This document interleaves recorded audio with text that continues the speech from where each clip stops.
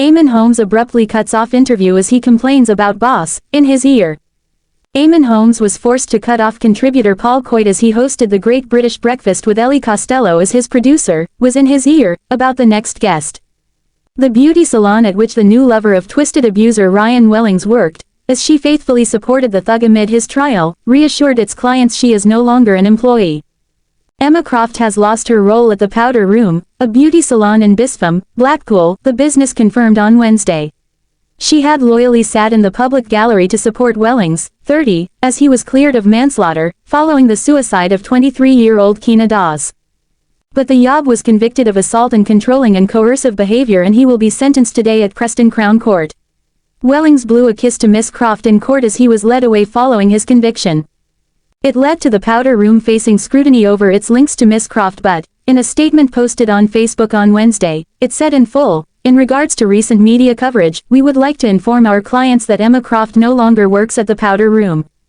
It is unclear exactly when Miss Croft's employment at the business ended, but the long-haired brunette, who bears a chilling resemblance to Miss Dawes, had supported Wellings throughout the trial at Preston Crown Court. Miss Dawes had endured 2 years of abuse at the hands of Wellings, who had told jurors, "I'm not a monster," claiming her allegations were either untrue or exaggerated and any injuries to her accidental. Wellings, of Bispham, made no reaction as the verdicts were read out in silence to a packed courtroom. The jury was told Miss Dawes, a hairdresser, said in harrowing suicide note penned on her phone, "Ryan Wellings killed me," before she was discovered dead on a railway line in July 2022. She had said her relationship with the landscape gardener, which started in early 2020, turned from fairy tale to nightmare.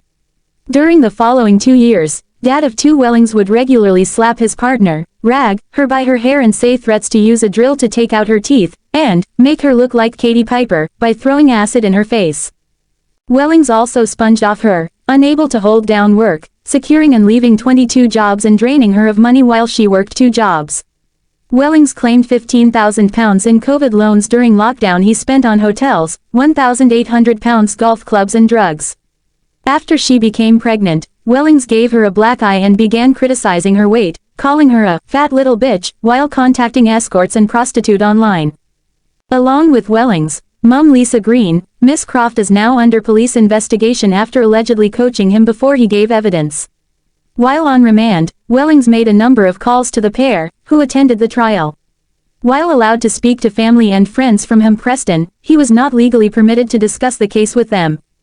Paul Greeny KC, prosecuting, told the court, he has repeatedly discussed the content and nature of the evidence with Emma Croft and Lisa Green, during giving evidence and over the Christmas period. The assessment of the prosecution is that the defendant has misconducted himself, as has Lisa Green and Emma Croft.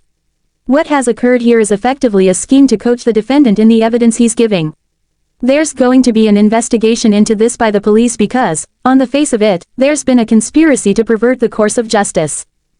Eamonn Holmes, a veteran broadcaster known for his sharp wit and professionalism, created a moment of live television drama when he abruptly ended an interview on GB News, The Great British Breakfast.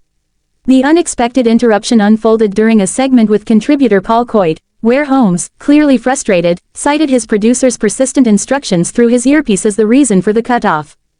As the conversation with Coyte was in full swing, Holmes suddenly interjected, saying, "Right, my friend, we have to go.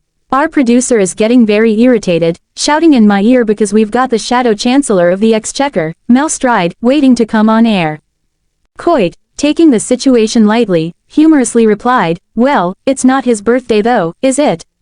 This light-hearted comment softened the otherwise abrupt nature of the moment, drawing laughter from the studio team and viewers alike. A transition to politics. The interruption was prompted by the readiness of Shadow Chancellor Mel Stride, who was set to discuss pressing economic issues live from Westminster. After a brief break, the program transitioned seamlessly into the political interview, demonstrating the fast-paced, unpredictable nature of live news broadcasting. Holmes began his conversation with Stride by referencing a recent remark the Shadow Chancellor made in Parliament. The comment in question involved Stride's playful jab at Chancellor of the Exchequer Rachel Reeves, referring to her trip to China as a Peking duck moment. While humorous, it underscored the ongoing political tensions between the opposition and the current government regarding economic policies and international relations. Economic critique. Stride used his platform to critique the government's handling of the UK economy. He remarked. We've seen growth killed stone dead. The government has taxed the living daylights out of businesses, discouraging investment and stifling innovation. Holmes, ever the seasoned interviewer, countered by suggesting that some of the economic challenges might stem from global factors and decisions made by previous governments. Stride, however, stood firm, asserting, while global conditions do play a role, we are a distinct outlier. The severity of the economic issues here is largely due to the wrong choices this government has made. Behind the scenes of live TV. The incident highlighted the complexities of live broadcasting, where timing is critical, and decisions must often be made on the fly. Holmes' candid acknowledgement of his producer's directives offered viewers a glimpse into the high-pressure environment of live television production. While such moments can be jarring, they also serve as a reminder of the human element behind the polished facade of news programming. Viewer reactions. Social media quickly lit up with reactions to the incident, with many praising Holmes for his transparency and quick thinking. Some viewers found the moment amusing, while others expressed frustration at the abrupt end to Coyte's segment. Nevertheless, it became a talking point, reflecting Holmes' ability to turn even awkward situations into memorable television. A veteran broadcaster's style. Eamonn Holmes, known for his decades-long career in broadcasting, has a reputation for balancing professionalism with relatability. His handling of the situation, though abrupt, demonstrated his adaptability and commitment to delivering timely content to viewers, even under challenging circumstances. In the fast-paced world of live news, moments like these are inevitable. They remind audiences of the dynamic nature of journalism and the critical role producers and hosts play in keeping the show on track while ensuring important topics get the attention they deserve. Ruth Langsford plans singles night with Colleen Nolan after Eamonn Holmes' heartbreak. Loose Women's Colleen Nolan has said she is planning a girly weekend with Ruth Langsford in the wake of the Pals' recent heartbreaks. Colleen Nolan has revealed plans for a girls' weekend with fellow Loose Women star Ruth Langsford, as both find themselves single again. Last year saw Ruth part ways with Eamonn Holmes after 14 years of marriage, while Colleen ended her relationship with Michael Jones, whom she met on Tinder, after 3 years together. The news of Ruth and Eamonn's divorce came as a shock to fans when it was announced by a spokesperson in May. In a recent chat with Woman magazine, Colleen, 59, expressed excitement about spending quality time with Ruth. I think we should. I'm not sure about nights out, but she's gonna spend a weekend with me.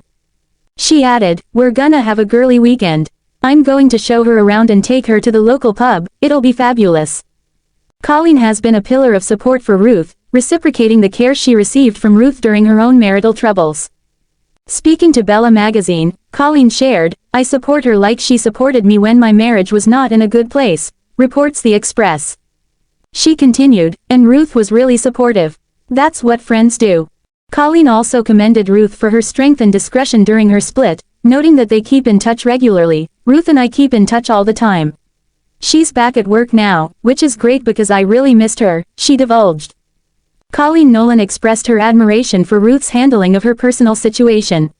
Colleen stated, I don't want to say too much because it's not my business to say Ruth's life, but what I will say from a friend's point of view is, I've never met anyone that has handled something with so much dignity and pride. She's just such a lady, more of a lady than I'll ever be. I would have spilled my guts right now, as I do, that's my problem, I say too much. She's been absolutely amazing, she really has. Colleen attributed her own recent split to a hectic schedule and difficulties adjusting to new circumstances, but revealed that she and Michael have maintained their friendship. The singer was previously married to actor Shane Ritchie for 9 years, followed by Ray Fensom, whom she was married to from 2007 to 2018.